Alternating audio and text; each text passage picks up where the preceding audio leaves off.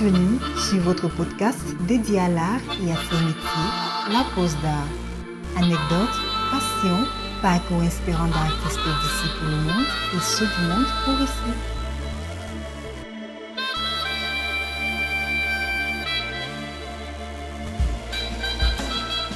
À suivre donc La Pause d'Art. Nous sommes en train d'aller à la Maison africaine de la photographie. Je pense que ça va être la première fois d'aller là-bas. Mais on s'arrête au Palais de la Culture, exceptionnellement, pour voir l'exposition Bamako Dream. Qu'est-ce que ça te fait de revenir à Bamako après ta première participation à la Biennale? Oh, c'est une nouvelle découverte parce que j'ai été ici en 2011 pour la Biennale de la photographie de Bamako avec Hakim Bodé et autres. J'en garde un bon souvenir. Et j'ai été présenté dans une salle en face de Zanele, qu'on ne connaissait pas sur le continent africain, en 2011. Et c'était une de ses premières sorties. Et donc j'en garde un très bon souvenir de cette année ici à Bamako. Et Bamako Dream, j'ai raté le premier vernissage, j'étais à Dubaï, c'était à Dubaï? À Sharjah, oui, à Dubaï. À Sharjah. Et je suis curieux de voir comment... Tu as raté la deuxième aussi à Marrakech, à Rabat au Maroc. Et la troisième à Gwangju. Voilà, donc je suis content de découvrir cette exposition à laquelle j'ai participé. Et j'ai fait un choix qui n'a pas été montré ici en Afrique. Et je suis très heureux que ce travail qui était destiné d'abord à l'Afrique, puisse être montré ici. Et c'est un travail sur la destruction de la forêt, sur l'exploitation sauvage de la forêt. Et ça rentre effectivement dans le contexte que je voulais moi-même montrer le travail. Je connais assez bien Bamako. C'est-à-dire que je reviens un peu sur l'exposition African Voices qui est présentée au musée. Comment cette idée est venue pour les voix africaines? Quel a été le déclic? Comment tu as eu cette idée-là? C'est tout simplement suite à un constat que j'ai eu à faire sur le continent par rapport à cette envie de changement, de vœux d'évolution avec tout ce qui tourne sur les réseaux sociaux. J'ai compris que les Africains avaient soif d'un changement concret, réel. Et c'est une jeunesse africaine qui découvre aussi, qui utilise ces réseaux sociaux pour se positionner, pour revendiquer leurs droits. Et donc, de part et d'autre, j'ai vu comment au Mali, au Niger, au Burkina, un petit peu en Guinée, et même en Côte d'Ivoire et au Cameroun, ils rêvaient tous de ce que certains leaders africains des années 58-60 ont rêvé. Et ils ont accompagné aussi les militaires qui étaient pour ce changement. Et ça m'a donné une envie de rendre hommage à ces leaders qui ont prôné une autre Afrique indépendante, autonome. Et j'ai décidé de rendre hommage à Franck Fanon, à tous ces grands leaders, Lumumba, Oumniobé, Rosa Parks. Parlant de tout ça, de Rosa Parks, parce qu'à un moment donné, les politiques, quand moi la réponse que je donne, les politiques avaient de la voix à un moment. On a connu une période de tribun, des gens comme Sékou Touré, comme Sankara, comme Mandela, ou Mandela, des grands qui avaient cette capacité-là de convaincre et de séduire.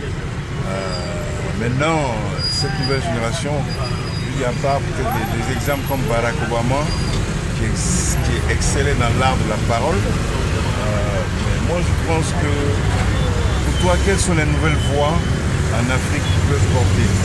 Ce que je me dis, ce n'est plus les politiques. Est-ce que justement l'art ne doit pas, l'art prend ce rôle-là? Quel est ton point de vue sur les voix des artistes africains en Afrique et dans le monde? C'est d'être juste vigilant, d'être attentif à ce qui se passe et de témoigner, de rendre hommage, de dire concrètement ce qui est en train de se passer. On est en train de vivre cela.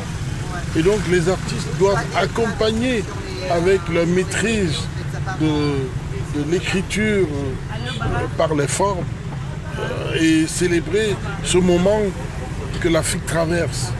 Et donc voilà, j'en appelle aux artistes d'être plus vigilants et d'exprimer par leurs travaux ce qui se passe aujourd'hui sur le continent.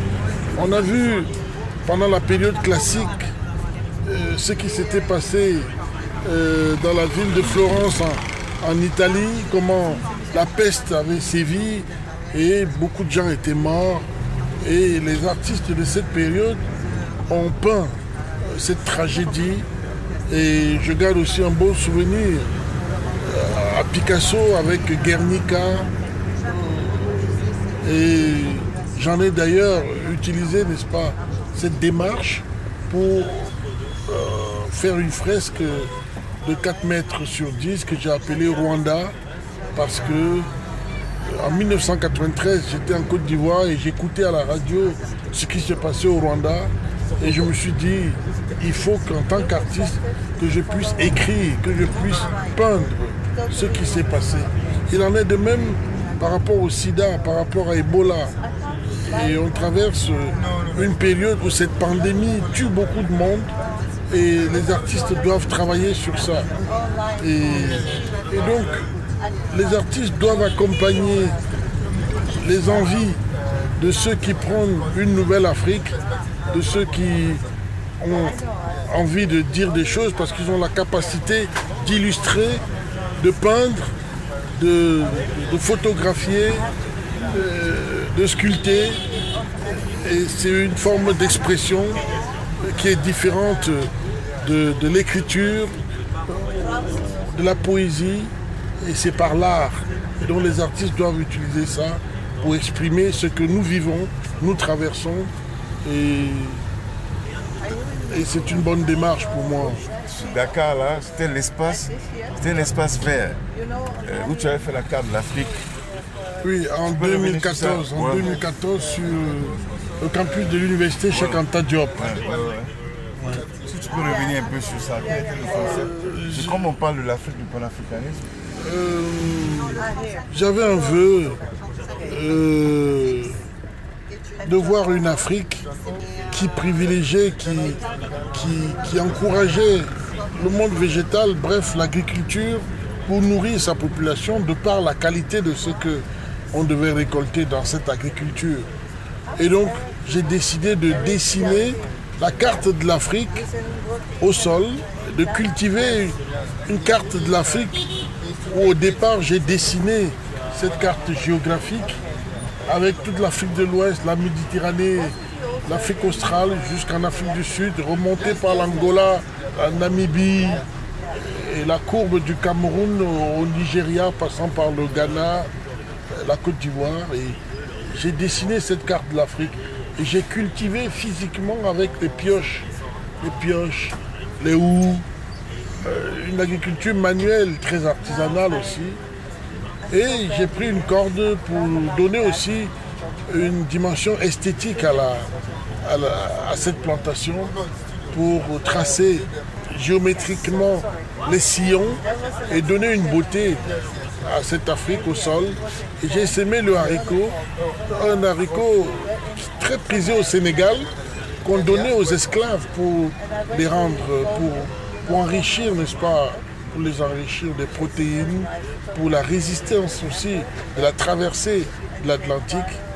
Comment on appelle ce haricot? Le haricot sénégalais, il a un nom. Le président dans les barriques. C'est-à-dire parce que moi je me rappelle quand je termine à Bamako, il est photographe. Est-ce que tu revendiques aussi ton côté photographe? Oh, pas tout à fait. Moi j'utilise la photographie au moment où je pense que ce projet peut être mieux visible en photographie et j'utilise ce médium pour restituer mon idée. Je ne suis pas photographe comme un photographe, non. C'est quand j'ai une idée et que cette idée, je cherche à voir à quel médium je vais arriver à illustrer mon sujet, mon idée. Et si c'est une performance, j'utilise la performance. Si c'est une peinture, je fais de la peinture.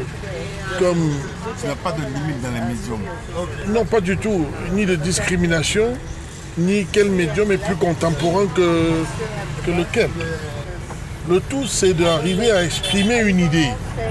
Et si cette idée va être mieux exprimée en dessin, ou en sculpture, ou en céramique, je n'hésite pas parce que j'ai eu la chance de toucher, de manipuler tous ces médiums dans ces multiples écoles des beaux-arts que j'ai subies ou que j'ai appris, des techniques classiques, très académiques aussi, et contemporains.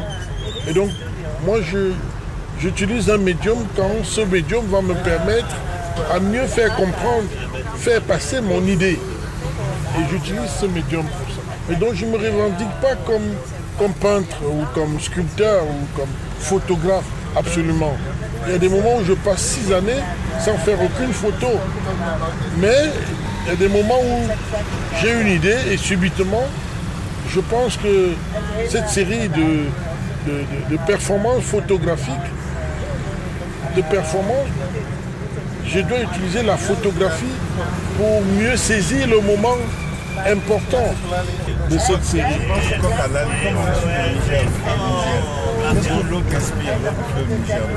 Bien sûr, l'eau à chaque fois m'inspire. Ma dernière exposition actuellement à Paris, sur la rue de Matignon, c'est sur les problèmes de l'eau, les problématiques de l'eau dans le monde aujourd'hui. Et aussi cette eau dont on a besoin pour vivre, mais en même temps cette eau qui est dangereuse, qui est aussi tueuse.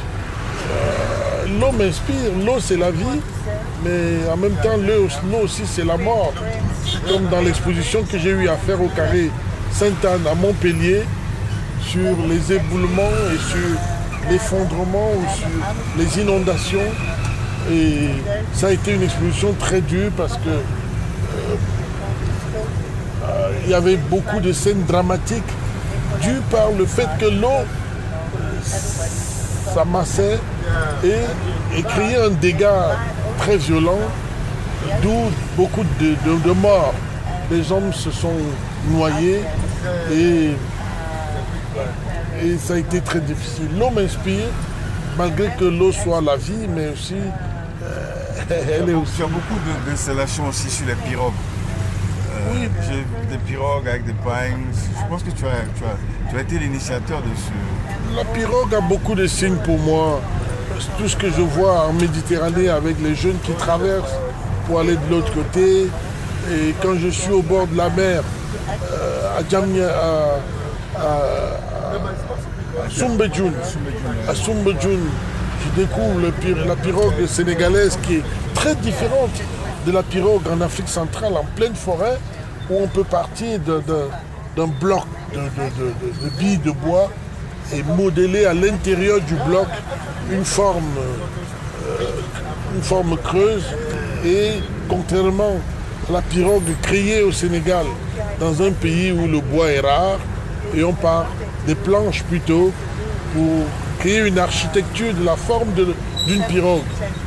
Et toutes ces formes m'inspirent parce que c'est d'une beauté et les écritures sont assez variées. Cette forme ovoïdale, un petit peu une forme en œuf, m'inspire beaucoup de par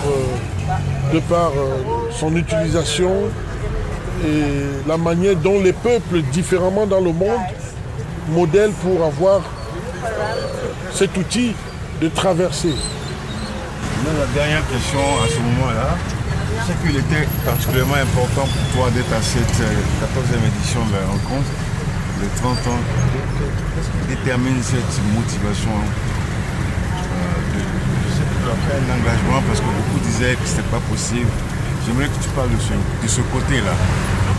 Nous traversons un moment très difficile en Afrique.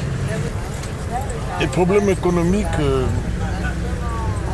après la crise du Covid, a beaucoup affecté certaines nations fragiles. Et aussi, cette aspiration de la jeunesse africaine a fait en sorte que beaucoup de gens ont pris conscience qu'il fallait prendre son autonomie. Et une autre voie que l'Afrique pouvait accéder par des aides a été interrompue. Et on n'a pas voulu, à cette occasion, arrêter cette rencontre de la photographie 2024 à cause de l'arrêt des subventions. Et du coup, beaucoup de gens ont pensé qu'on devait faillir à cela. La nation africaine voit de moins en moins nos travaux d'art contemporain. Et donc s'il y a quelques événements qui ont lieu sur le continent, il faudrait que nous puissions nous investir pour que la réussite soit belle. Et il n'est pas normal qu'on soit dans des musées à la Tête Moderne ou au Centre Georges Pompidou, au Louvre, au MoMA, au MoCA de Miami, au musée d'art contemporain de Tokyo, à la Biennale de Gwangju, et qu'on soit invisible totalement sur le continent africain. Donc quelques rares manifestations qui se passent ici doivent être soutenues, doivent être aussi encouragées par nous-mêmes en tant qu'artistes. Un exemple concret, c'est depuis 6 ans, je suis régulièrement chaque année à cette manifestation à Ségou, où on essaye d'y aller et de produire des œuvres sur place même pour montrer à Ségou, pour que les Africains soient de plus en plus proches de notre travail. Et donc au-delà de la situation économique difficile que nous vivons, surtout un pays comme le Mali, enclavé et avec cette monnaie qui est le franc CFA, avec tout ce qu'on a connu depuis 1960, laisser tomber les rencontres de Bamako était une erreur, une faute énorme. Mais avec un budget très maigre, on a tenu la parole de montrer cette biennale, de faire cette édition, où d'autres célébraient déjà l'échec total de la biennale de cette rencontre de la photographie. Et certes, il y a des problèmes, il y a des difficultés économiques qu'on doit surpasser et accepter la façon et aussi les conditions dans lesquelles on est en train de vivre cet événement. C'est une condition typiquement africaine et que ça donne aussi sa particularité, en bien ou en mal, mais sa singularité dépend aussi de la manière dont elle est organisée, la manière dont elle est exposée et les inspirations de part et d'autre que les critiques d'art ont utilisées pour la scénographie, par exemple avec cette inspiration sur la ville de Djenné. Jamais on verra une mise en scène de cette sorte. Bien au contraire, on verra la propreté et l'Afrique a ses particularités que cette terre que nous on utilise, avec laquelle on a bâti Tombouctou, on a bâti la ville d'Abomey, qui est la ville de l'empereur, le roi Béranzin. Et cette terre rouge qui donne son charme doit être utilisée aussi pour montrer la richesse et la culture de nos terres, de notre pays. Et par cette démarche, la Biennale est célébrée par sa particularité, par son identité et aussi par sa manière de faire. Je rends un hommage à tous les artistes qui ont participé. Au-delà de ces conditions difficiles financières, ont accepté de venir, de célébrer ce moment unique en Afrique.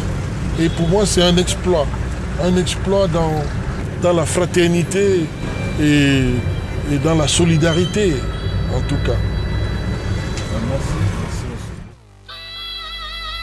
Merci à vous d'être si nombreux à nous écouter. Nous vous donnons rendez-vous la semaine prochaine pour aller à la découverte d'une histoire intimement liée à l'art. La pause d'art est une idée d'Yvon Gassam. Voix off, Solange Nembe. Musique, Tumo. Mixage, Ralin Gangmo. Réalisation, Yvon Gassam. La pause d'art est un podcast produit par African Entertainment avec le soutien du laboratoire de théâtre de Yaoundé, Otni et de Satek Records.